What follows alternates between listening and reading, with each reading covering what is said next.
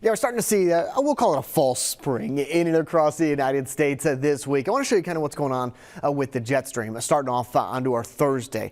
While we're not going to get into kind of the turbulent, now there is going to be some strong storms out there.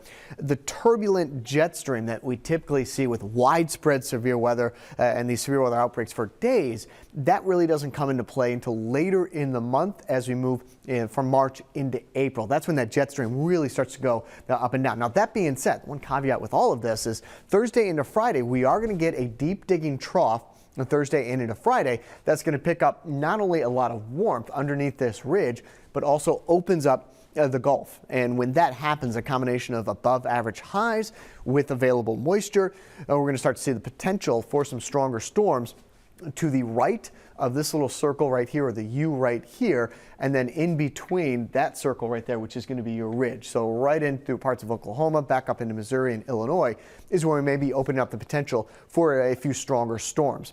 Otherwise, once we get into Sunday and Monday of next week, our pattern returns more zonal. So we get more of a left to right. I know there's a big old circle, tough to ignore that one down here.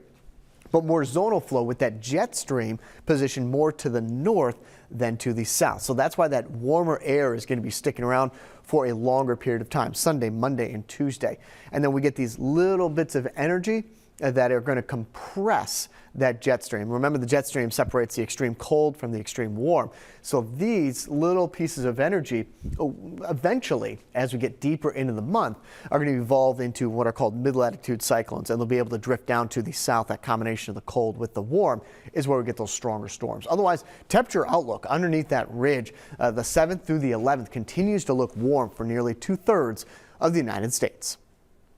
Fernley, Nevada, high around 64 degrees, low of 36. Watertown, South Dakota, morning clouds, a high around 44, low of 30. And what about Kansas? Manhattan, showers, high of 49, low of 39 degrees.